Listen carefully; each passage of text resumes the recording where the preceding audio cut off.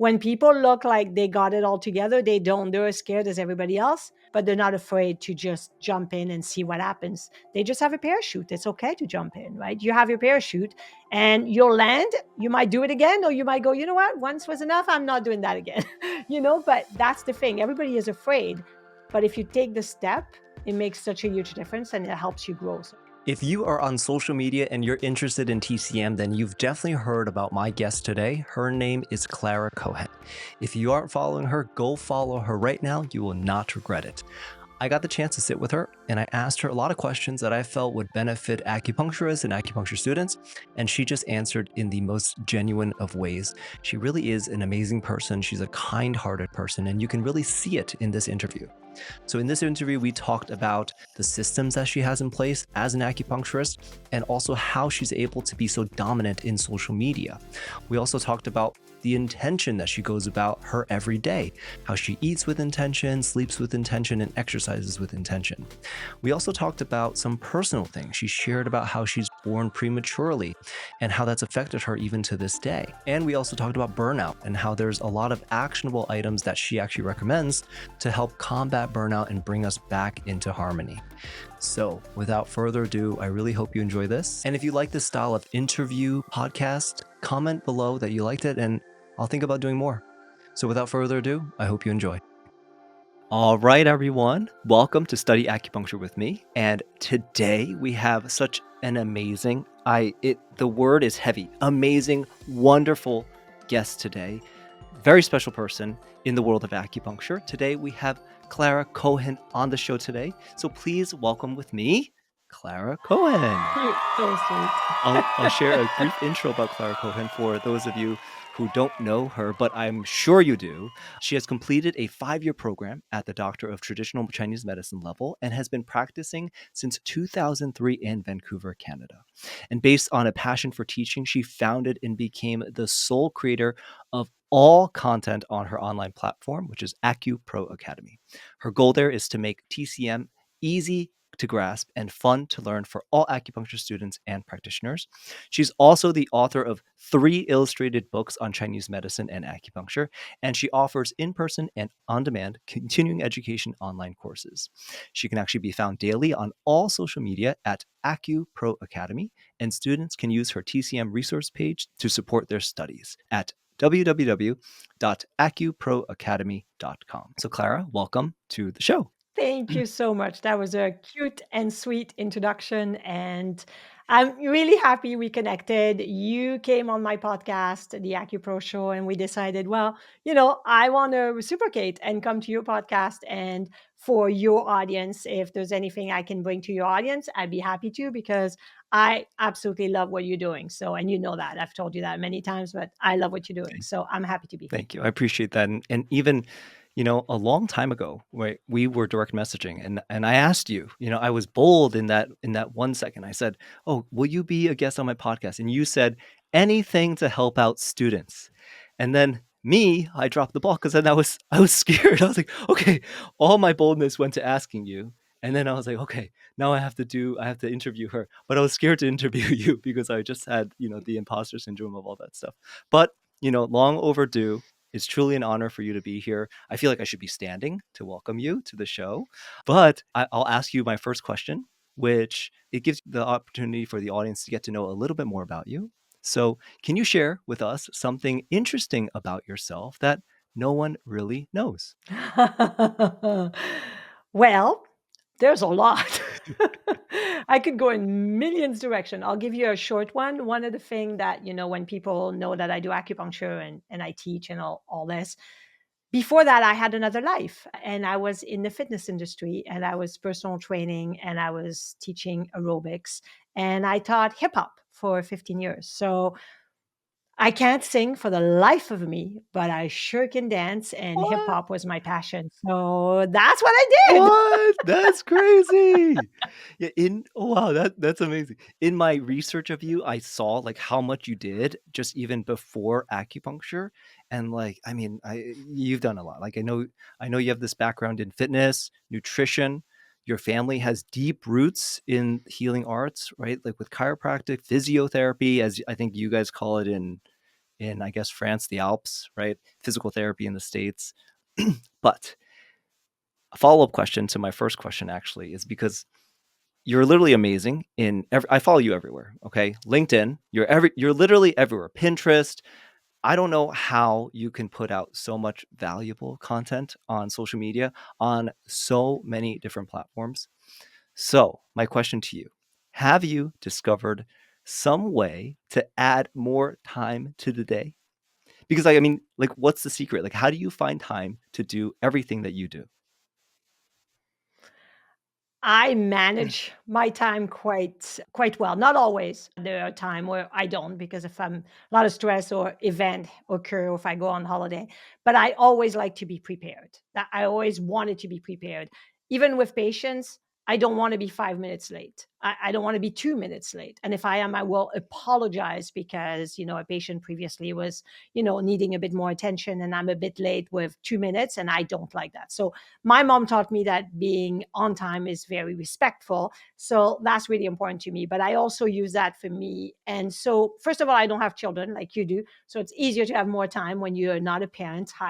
I'm aware of that. The second thing is, I really try to have system in places. So, for example, like you said, I'm everywhere. Well, I use system like Metricool is this app where you can literally put your piece of content and it will publish it to 7 different platforms. So I don't have to go manually go to Pinterest and go to Instagram and go to Facebook and do it. It literally will do it for me. So I know everybody's aware and afraid of AI, but I think AI can enhance the way we are in the world in a better way. So there is a lot to do, and I do put a lot of time into everything I do. But at the same time, there are a lot of apps that can help me. For example, for my podcast, I took this app called Descript. And when I record the podcast with a guest or by myself, I will say a lot of, oh, I will say something and then repeat it, or I'll say, and that's really annoying. So I put the podcast into that app and it takes all the all the, in 1 second instead of me taking 3 hours to do it by hand. So those little system and apps really help me in the ability to provide content without burning out. And then, like I said, I really have system of when I'm treating patients, when I'm teaching, when I'm creating content, and specifically when I'm with family and my husband, my dogs, my friends, and what I do. And there are times where I burn out, and I've done it a few times, and you think I would learn the lesson, but it's happened a few times, and every time I'm like, okay, I'm not going to do that again. And of course, 2 or 3 years later, it will happen. So I definitely am not, without fault when it comes to pushing hard, but I always over pushed myself. Kind of that's who I am. So I have to learn to step back sometimes. And that takes a lot out of me to think, oh, I can step back. Yes, I can. But I don't want to because I want to provide support. So it's that balance that I have a hard time Oh with. yeah, 100%. Like I totally feel exactly how you feel about that one. Just wanting to do as much as possible, right? But I mean, you're human, you said you don't have kids, but that doesn't matter. You're still a human being, you put on your pants one leg at a time. Also, you have your commitments and your energy constraints and your time constraints and your responsibilities of this and that, So I mean, I appreciate you for that, and your honesty with that. Actually, on that, I think that it would really be helpful for the acupuncture students and acupuncturists listening, because I mean you're going to share so many gems and so many nuggets in this episode. But I will share some of those links to what you had said before, like the Metricool, the Descript app. I'll share it in the description as well. I think it'll help acupuncturists who are trying to build their own business. Maybe they're trying to put out social media as well.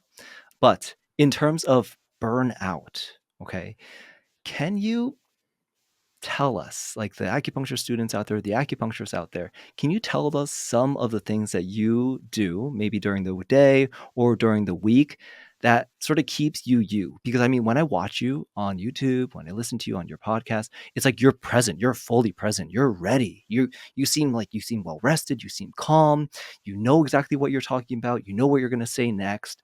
And sometimes I feel like I'm like a zombie, and I don't know what keeps you because you're literally doing so much. So If these acupuncture students and acupuncturists can hear some actionable advice from you, someone who just does literally so much, I think that can be really helpful. So, like, do you do specific things for your mental health, for your physical health? Do you make sure you have certain things in your diet? Like, what do you do? What's the secret? I follow the cyclical flow of chi, like literally. My husband has a hard time with that sometimes because, for example, in winter, I'm in bed by 9 and I'm sleeping by 9:15. Like that's it. I'm done. I'm not going to 10 or 11 or whatnot, but I'll be up at about 6:37. So it's a long night, right? In summer, I'll probably be in bed by 10:30 because it's longer days where we are in North America, and then I'll wake up probably around 5:30 because it's sunrise. So I really, my body loves to go with nature. So with the season, with nature, I always follow that rhythm, and I will not be that person that goes to bed at 1 o'clock in the morning because I can't. I don't have children that wake me up during the night, which helps a lot, but I I need my sleep. That literally will dictate my day. So that's the first thing. The second thing is I will not have device right before I go to bed and right when I wake up. My husband knows even the lights. If he wakes up before me to go to work and he has to wake up and it's still dark outside, he knows to get out of the bedroom, go to the bathroom, close the door, and then you could put the lights. I do not want the lights on my face. It literally ruins my day. That's how sensitive I am. So I like my eyes to slowly adjust. I open my eyes, you adjust to the room that's in the darkness, you open the curtains, there's a bit more light that comes in.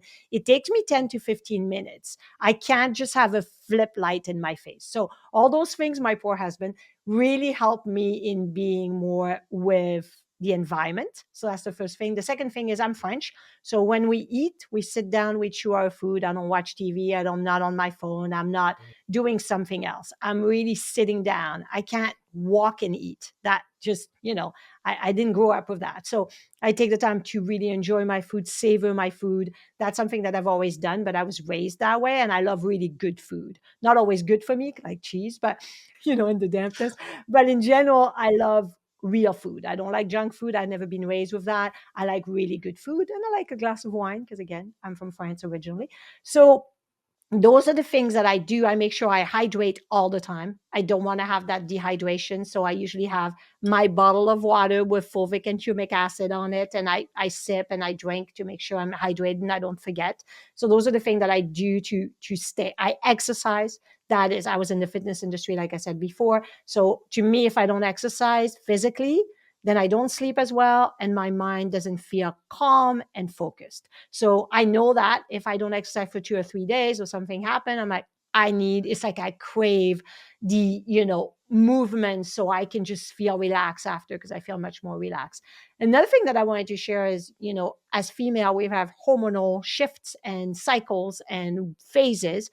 And that is something that acupuncture has really helped me with. So having acupuncture regularly kept my hormonal levels really good. And because I'm in my late 50s, I went through menopause like nothing. Like it was nothing. I didn't have hot flashes, no insomnia, no anxiety, no night sweat. Like literally, my period stopped and it was over. Wow. So, and I contribute and attribute this to acupuncture, to being able to be less stressed with the acupuncture, but also the diet. And I try to really eat again with the season, chew my food and eat food that feels right.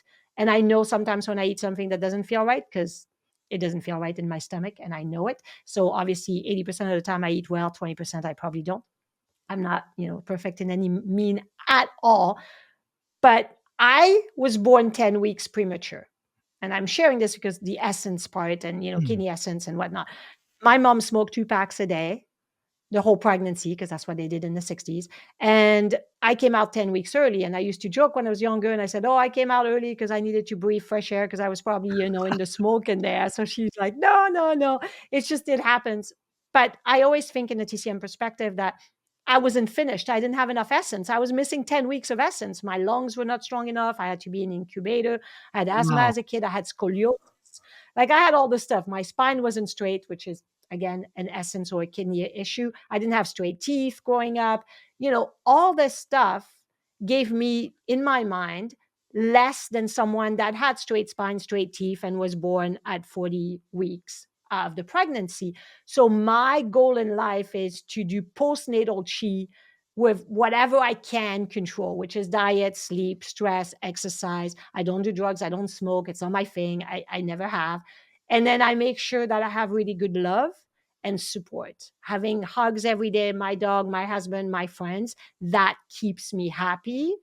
And in order to be healthy and feel full of energy, I need to have a good surrounding. So I really have to say thank you to them, and I'm grateful for them as well. So that's that. That's amazing. I see that, and I can see that's how you can show up so well because you're just so intentional. And, like, for me, I'm listening, I'm like, "Okay, I need to be more intentional with the things that I do." Right? I think that's a lesson that we can all take from that. Being intentional, literally, even just you eating, you're intentional with the way you eat. Sleep hygiene. I talk to some of my patients about sleep hygiene, not using the phone. I use the phone myself, I mean, honestly, I do, right? But it's like, being intentional with, I want to sleep well, so let me darken the room. I'm sure you probably keep the temperature, to an appropriate temperature, right? 68 to 72, something like that. Dark, heavy blanket, right? These are all things that are intentional to make sure that you're optimal in your sleep. Your hydration. What did you say you always put in your water? Oh, fulvic and humic acid. It's FULVIC, fulvic and humic Yes, yes. acid.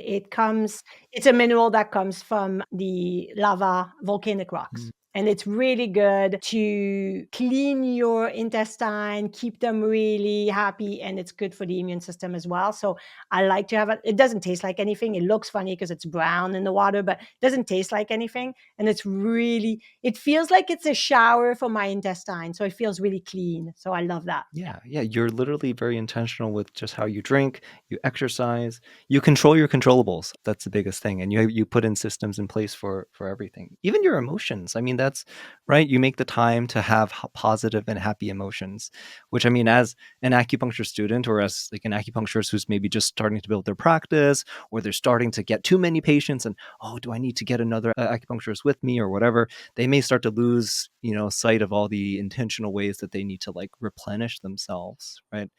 And I like that you shared about, I guess, you're uncontrollable of your constitution, but you're controllable of your postnatal essence, which is everything that you literally just did. That is amazing. Now, another question just about the burnout aspect too, just to even drill even deeper, because I know you teach, right? Students, they get burnt out, right? Because they're just trying to operate on all cylinders. They're trying to learn and understand the material as much as possible, but while also trying to do work and do all these different things. You said every 2 to 3 years around there, maybe you burn out. What do you do though? What happens? How do you help yourself out of that burnout? How do you help yourself out of that exhaustion? So when I was a student in TCM college, the third year, I remember vividly, I was in bed in the morning and I thought, I can't get up. I can't. I can't go to school. I had to be at school at 8:30. I just physically can't. And I love school. I love to learn TCM, even though it was hard and it was complicated and it was difficult. I love learning. I've always loved learning. So I love school. Growing up, I love school. So I was really happy, but I just couldn't physically get up and go. And I'm like, I just can't. I need a break. I just can't. I had been in school 3 years full time, and I was working on top of that 26 hours a week in the fitness industry to support myself, to pay my rent, to pay all my bills. So 26 hours plus your regular 30 hours in a week, plus studying, as you know, exam and all this. And so I was really tired. I was burned out for sure. And then I thought, I just can't. So I lay there, and then you look at the clock, and suddenly it's 9 a.m. You're like, well, class has started half an hour ago, and I'm not there. And I feel really guilty and bad that I didn't show up. But then I was like, you know what? Listen to your body. I got out, I took a shower, and I went for a walk. I picked up a tea at the coffee shop. And at the time I lived by the beach in Vancouver. And so I took my tea, and it was, like the fall. So it was quite cool. And I walked along the beach with my tea, and I felt so good. Like I needed this. And I'm so glad I listened to my gut. And the guilt went away for me, feeling guilty because I didn't go to school. And I sat on the bench and I look at the ocean, and the waves were coming in and out, and I was drinking my tea, and I was like, it's been so long since I felt like the weight on my shoulder was finally relaxed instead of my shoulder being up to my ears. And I did this for about an hour and a half. Then I went back home, prepared my day, and then went to school for the afternoon class. And when I went to school, I studied with a bunch of people that, you get close to, and we're a group of four. And then I come and sit down next to one of the girl that became my friend. And I said, okay, so you have the notes for this morning? Like, I just couldn't come here, but I'm glad I didn't. I needed the break. And she's like, oh, we barely learned anything. It was super easy. There was nothing. Like, you can have my note, but you didn't miss much. And I was like, this is the universe telling me that this was needed. I didn't miss much. It wasn't super important. And I did what my heart told me to do. The problem with me, and I know that of myself, is that I love to listen to my gut. I always listen to my gut, but I will push through and say, shh, shh, shh, don't talk to me. I can do this. I can do this. I can do this, until literally my gut will say, no, you need to stop. And when I do, I realize, oh, yeah, that's right. I should have listened earlier, but I didn't. This is why you burn out, right? So I always say, make sure to listen and step back. It might take a while. It might take you further until you suffer. Like, you're not going to learn until you're in pain. And once you're in pain, like when I was in bed going, I can't physically get up and go. I just can't. And that's your body. You're like, okay, I got to stop. Right. And in life, it's happened a few times where, I was teaching at two different colleges, owning a wellness center, practicing full time in my practice 4 days a week, and having the AcuPro Academy. And literally one day, I was just like, I can't do this anymore. And my husband's like, you think? Because, you can't stop me. I'm like a volcano when I go. And so I had to make, a change. And once I did and took the decision, at first you feel bad. You're like, oh, I'm dropping a college. Like, I had to say to one of the college, I can't teach there anymore. Like, I have to let you go. And it was hard. And then I went from, practicing 4 days a week to 3 days a week. Oh my God, I'm dropping patients. This is horrible. What am I doing? I feel like I'm abandoning those patients, right?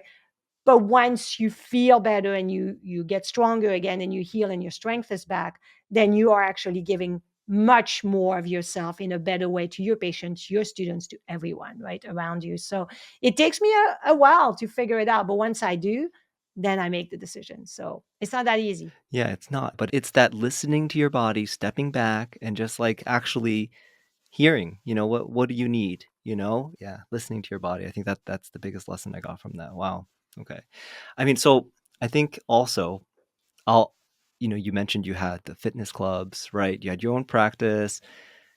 Maybe we can switch gears actually even into that. Is it okay if I ask you some business related questions? Because Of yeah, I course. think, with your background personal training, I think with your background in managing not one, but two fitness clubs in Vancouver, I read somewhere also like one in Vancouver, one in West Vancouver.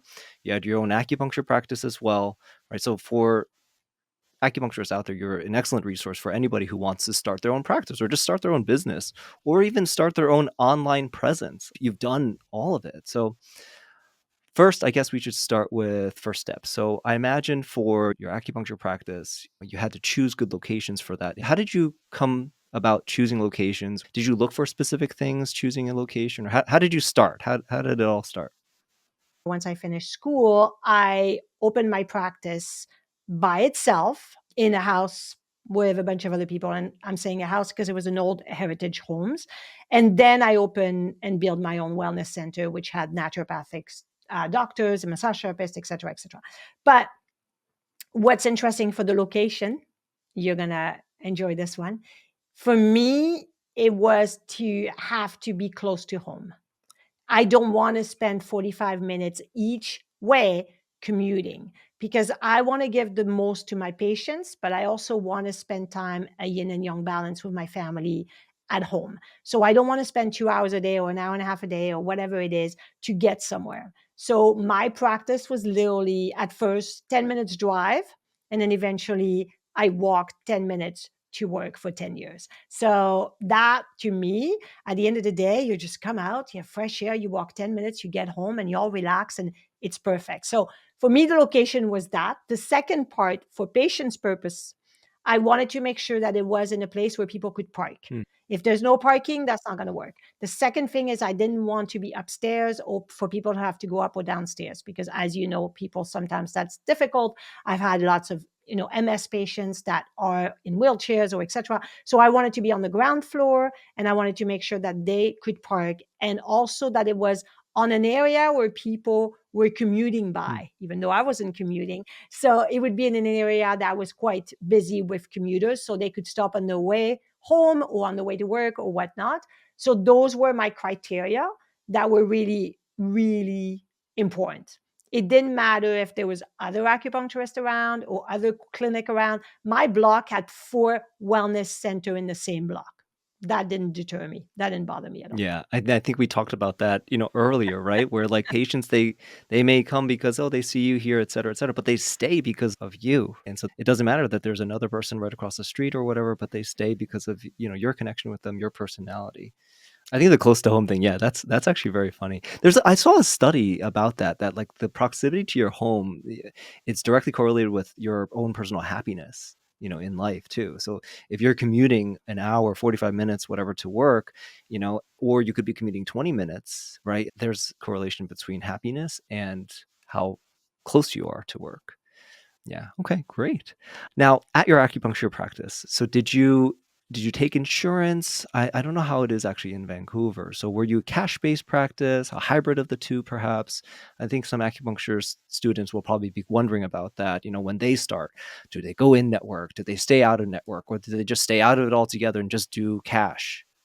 Yeah, most in Canada, most 99%, I mean, it could be once in a while someone is employed, but all of us are self-employed, right? So we are licensed by the province, and then we are self-employed. We have, depending on the province, so in Vancouver, British Columbia, the province itself, a lot of people have extended health. And so extended health will cover, depending on your plan, maybe $300, $500, $1,000 a year. So once they finish that, then they have to pay out of pocket.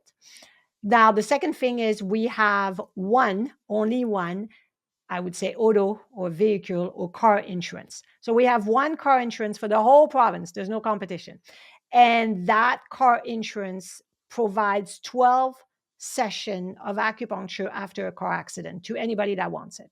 So that's paid for. The car insurance pays for 12 session or 12 weekly session after your car accident. And then if the acupuncturist writes a report saying, we need more than 12, they will pay and agree or not to provide 12 more. So that's paid as well.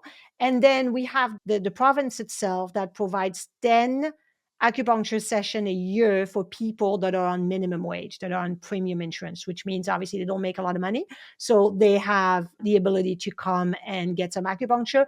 They don't pay for the whole thing, but they pay for part of it. So it's kind of like the government will pay for part of your session for 10 sessions Hmm. a year. So my practice was a lot of mixture.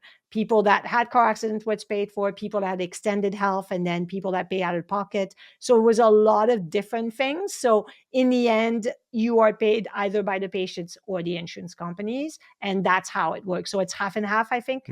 Got it. Okay. When you were practicing, right? You were in there, right, practicing, and you were running the business side of things with that yourself, right? You were managing the books, paying for, I get rent, right?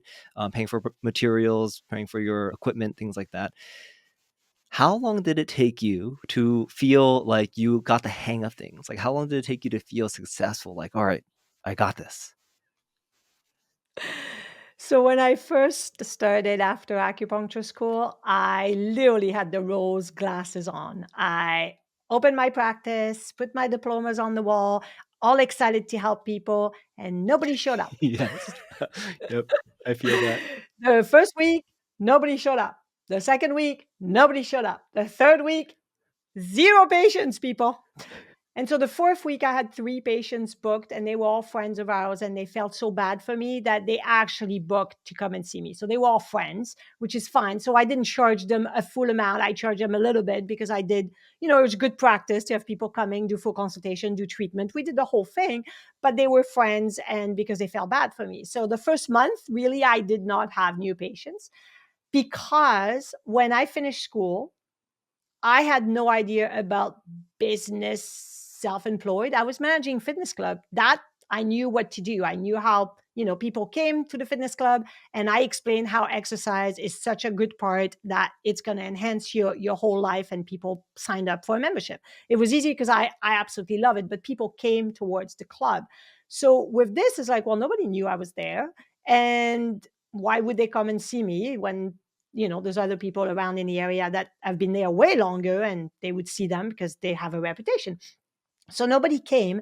And I didn't know I needed to have a business hat, because in TCM school, we didn't learn any business class. We had zero business class. So I had no idea.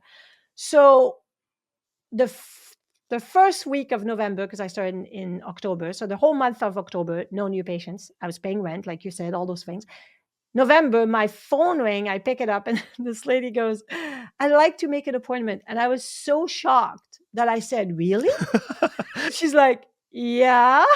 It's like, and then I just, I kind of went, "Okay, well, what's your schedule like?" And then I'm like, "Oh, great. You could come at 6 o'clock tomorrow. Let's make it happen." I'm like, I have all the opening you want. So, but I didn't say that. So it was really interesting because it made me realize, okay, well, this is not working. I need to do something about this, right? And so I went to the local chamber of commerce, and they were giving business classes for free. So I went and learned that, and learned. I didn't even know about how to file my taxes, all this thing. I was just like, what is this? How do I do this? How do I? So they taught a lot, and it was all for free because they're helping small businesses, which I think is fantastic that those chamber of commerce, occur or have in most communities, or in most communities. So I did that. And then I was like, okay, what can I do? So I made my first website, and this was in 2003. So there was not a lot of website out there. I didn't know how, but I went, and it was ridiculous. It was a big, huge pink flower with my picture. And then it says, acupuncture services. That's it. Because that's all I could do. It's very funny with my phone number, call to make an appointment kind of thing. So you can look them up, because you can look old websites online, and it's very funny. So I did that, and then I put a sandwich board outside, like, hey, acupuncture services. And then it didn't really help much. I would see maybe 2 patients a week for the first November and December. And then I thought, okay, I need to meet people. So I went and I talked to chiropractors, physiotherapist or physical Mm. therapist, massage therapist, yoga studio, fitness club. And I went and said, hey, I do acupuncture. Here's my card, blah, blah. Didn't help. Some people were like, no, I don't like acupuncture. Or, yeah, sure. Okay, leave your card, but didn't help. And I was like, I understand why. It's because I'm coming in and I'm telling them about me, but what am I giving them? Nothing. Mm. You can't go and ask something without giving in exchange. People are busy. They're like, yeah, leave your card, whatever. So then I changed my tune, and I started going back and going to talk to people. And I said, I'm new, so I don't have, patients I can refer to you. But once I get really busy, I will refer patients to you if you like what I do. What I'd like to do is give you a free treatment so you can see how I work. And if you enjoy the way I do things, then I would love for you to send your patients my way. I will treat them like they're gold. Not only that, but every time you send someone to me, I will give you another free session of acupuncture. Oh, wow. And that changed everything, because it's not easy to do. People are like, oh my God, you just went and talked to people. I'm like, it wasn't easy, because a lot of people said, no, not interested. No, no, no. And you felt like they're all rejecting me, but they're not rejecting me. They're just rejecting the idea of what I'm presenting. But one person's like, oh my God, I love acupuncture. She was a massage therapist. And she's like, oh, yes, yes, I'll come and see you. She came, we did. And she's like, I love it. It's great. I love it for women's health. She loved the treatment. And then she started sending me patients. And I started October 1st. By March, which is my birthday, so by my birthday, I was seeing 40 patients a week. Wow. That's how it happened. It took 6 months, but she built my practice, and I gave her so many free session. Literally for a year, she got free acupuncture, but she built my practice. Not only that, but after that, when I was super busy, we exchanged treatments. So I would do Huh. acupuncture, she would do massage on me, and we would do that in order to continue, because I was like, I don't know how. And she's like, no, we'll arrange now. But that's the thing. You got to come with ideas, but you can't ask for things without giving first. It is not going to work, because if you want something, first give. Because I get emails every day. People ask me for things. I'm like, if you come in with an email saying, Clara, I love what you do online. Thank you so much. It's so helpful. Could you XYZ? I have no problem, because you were so sweet. You gave me a thank you. You gave me your support. I'm going to help you. But if you come in and say, hey, can you give me this? Do I really want to help you? Right. And it was the same thing. It's like, can you send patients my way? Who are you? Why am I going to send you patient? I don't even know if you're good. Maybe you're going to treat those patients badly. I don't know. So I had to do it this way. And when you do it this way, Yeah.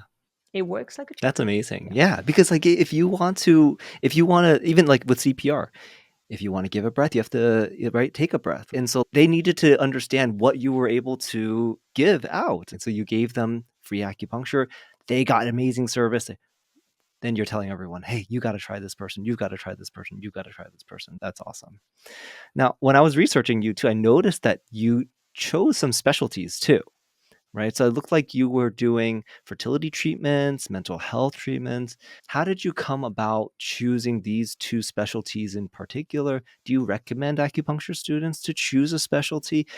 I've looked at so many different websites sometimes, or even driving down the street. Sometimes you see a clinic and it'll just, all windows just have all the ailments that they treat, and right. But like for you, you put out there fertility treatments, mental health. Can you talk about how you brought these two in particular?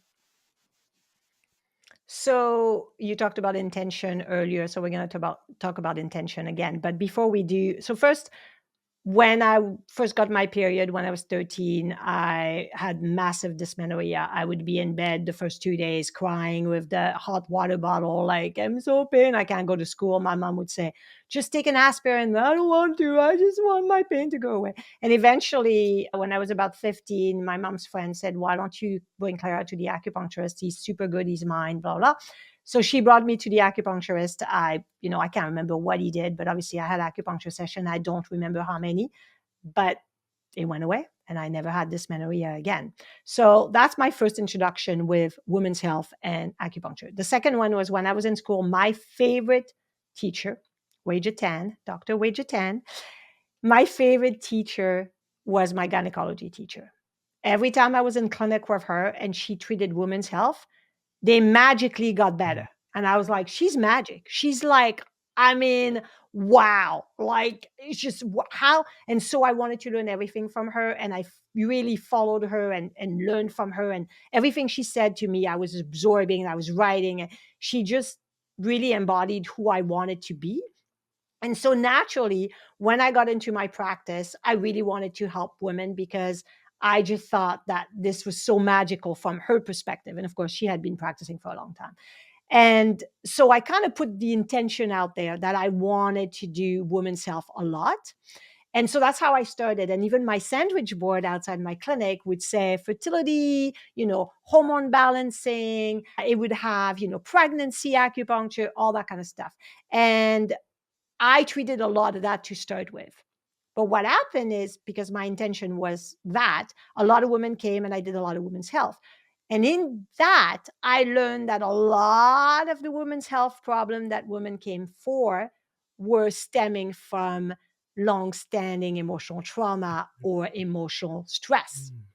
And so I started going a little bit more into that direction. And so little by little, my practice became this mental health and women's health, and then often both together at the same time. Now, when you said, students are a bit afraid, and I see that all the time of, well, I don't want to pigeonhole myself into one thing because, like nobody's going to see me. Well, I have to say that it didn't stop people with chronic back pain or I don't know, migraine or something different to come and see me. Of course people with back pain would come and people with high blood pressure have come, and that had nothing to do with women's health or mental health to start with. But the majority of people came for that. And I became, in my area, known for that. So people would recommend, and reproductive endocrinologists would recommend people to come and see me. Gynecologists would recommend because patients start talking. Oh, she helped me with this. Oh, she helped me with that.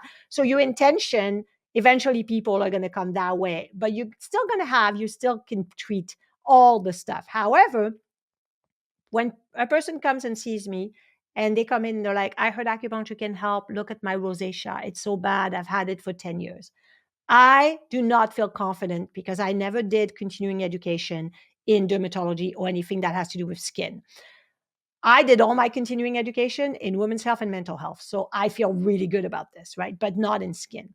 One of the person that graduated a year after me is I call him the skin guru because he has done everything. He studied under Mazin, and he's done everything to really know the dermatology and the skin and how TCM can be so good for it. So if someone comes from rosacea, I'm going to say, you know what? I'm not the best person for you. Let's send you to my friend who is fantastic. Trevor rocks when it comes to dermatology. I'll send you that way. So for me, it's all about helping the patients the best of our ability. And if I can't help you, I know someone else is focused on that area. That's why focus is so important, because you can help each other, you can recommend each other within your community, and at the same time, it will not stop someone from back pain to see you, even though you say, I do women's health. I see a lot of guys with back pain, obviously, but that's the intention. So don't be afraid, because it'll make you such a stronger practitioner in one area, and we can't do it all. It's not possible. It's too hard anyway. So that's my advice. 100%. Yeah, networking and then making sure that you refer them to the right people and they'll refer back to you as well. I mean, if that's your specialty, right? That's awesome. For everyone that's listening, make sure you go to Clara's website, AcuPro Academy website. She has those courses when you're speaking about continuing education on fertility treatments. You can get PDA points with them, pregnancy support, mental health, a ton more. She has it all on your website. So I'll link her website in the description of this episode. And of course, I'll link it also on my website as well. Now, on also that note, though, given all the knowledge that you have with, specializations, opening up your own practice, now you're teaching the masses through your social media. You have amazing books on acupuncture as well. If you brought all this knowledge that you have on life and everything back to acupuncture student Clara, what would you tell yourself back when you were in acupuncture school to help you get through everything that you had to do in acupuncture school? Yeah, first of all, if you had told me when I finished acupuncture school that I would do what I do today, which is put my face and my body and my knowledge online and go out there and do this, I would have said, there's no way I would do that. That's too scary. I would not do that. And actually, when I first started, I remember how long it took me when I recorded my first video to actually schedule it and publish it. It sat there for a while before I could press that button because I was so scared. So I think, one of the things that we have to think is people look like they got it all together. They don't. They're as scared as everybody else, but they're not afraid to just jump in and see what happens. They just have a parachute. It's okay to jump in, right? You have your parachute and you'll land. You might do it again, or you might go, you know what? Once was enough. I'm not doing that again. But that's the thing. Everybody is afraid. But if you take the step, it makes such a huge difference and it helps you grow. So when you are in school and when you're a student, it feels like it's unsurmountable. It feels like another thing that I thought, okay, here, your parents are from Taiwan, so you have that background of Chinese medicine. The acupuncture comes from Asia, and I'm the white girl. And one of the things that I remember thinking when I finished school is, who's going to come and see this French white girl that is not Asian? I would want to see someone that's from Asia because that's where it comes from, right? This is what I'm thinking in my brain. So I'm like, who's going to come and see me? I'm not Asian. This is this. What was I thinking going back to school? Even though I loved it, you have all those little things that come in your brain that your brain sometimes gets in the way of everything. And it's ridiculous because it doesn't matter. People come and see you because of who you are. It doesn't matter where you're from or whatnot. I've had patients coming and see me because I'm French, you know, because they don't speak English. I'm like, oh, okay, well, that, fair enough, right? So I think we get in our own way. And everyone that is in school, we're all learning the same thing. It's how much passion first you put into what you want to do, your intention, your passion, how passionate you are about helping people, about really going out there and making a difference. The second one is you need consistency. It's okay to continue to do things, do the things, do the things, do the things. And it's little step by little step by little step. You're going to get better. You're going to get more comfortable. You're going to understand and learn more because you know who teaches you the most? Your Mhm. patients. You don't learn anything. You come out of school, and then that's when the learning start. And then the last thing is having grit because things are not going to go our way. We are going to fail. We're going to have some days where it's just not happening, and we're going to feel scared, and we're going to have a lot of fears. We need to take it back and say, okay, it's okay to fall. just get back up. Look at little babies. You have 2 kids, you know that, right? They get up, they grab the couch and they take a step or two and then they fall down. Do they go, okay, well, I'll never walk again, I'm done? No, they get up and they try again and then they fall down. They're like, man. And then they get up and sometimes they cry because they fall a little bit harder, but they don't give up because all of us are walking. So obviously we didn't give up because we had no notion of knowing what would happen. We really wanted to walk. So if you really want to help people, have the intention, passion, consistency, and grit. You're done. I'm digesting that. That was that. Wow. I know for me, selfishly, I'm going to go back to what you just talked about and I'm going to listen to it whenever I need some motivation again, whenever I find myself just like, okay, like I'm really tired. I don't know. Thank you for sharing that. That was really amazing. Okay. Well, Clara, I want to be respectful of your time. This was amazing. I want to acknowledge you for who you are, for what you're doing for the acupuncture community. I try to watch every single minute of everything that you do, and you really are just amazing. And every time I watch your videos, every time I hear your voice talking about TCM as a topic, I get motivated. I want to go out and treat patients. Right now, I want to go and treat somebody. It's just amazing, the passion that you have for acupuncture. And honestly, it really has passed on to me. I feel motivated again. I feel passionate again. I want to just put out as much content as possible right now and help as many people out as right now. It's seriously, you really are just an amazing soul. I look up to you and you motivate me to work even harder and just to affect as many lives as possible of acupuncture students and acupuncturists out there. So again, thank you. You made my day. You're so sweet because, that's why I love the internet. It connected us. We would have probably never met. I mean, you're in New Jersey, I'm in Canada. What are the chances, right? And this is why what you do allows us to connect. And that to me makes me happy because I don't feel alone. When you're on the internet, you can feel alone, right? But there's other people that feel like you do. And then you connect, like I feel like I could hug you. It's Yeah. so cool. So Yeah. thank And that's the thing too about, I mean, speaking just to myself and how I felt sometimes when I reached out to you, when I was trying to do more interviews in the beginning of my podcast life, and then I got scared and I scared myself out of it, right? Because of, I thought, oh, I don't know how to ask her questions because she knows so much and I don't know as much and this and that. And so you get into your own conversation in your own head that's just like, it just breaks yourself down, right? But it's like you said, putting yourself out there, even as an acupuncturist, trying to build your own practice, going out and giving acupuncture for free to the people around you because it's a community, and that can only help. And sometimes people look at that like, oh, these are my competitors, but they're not. We're all in the same boat together, right? Rising tide raises all ships, and if we all help each other, we all win in the end.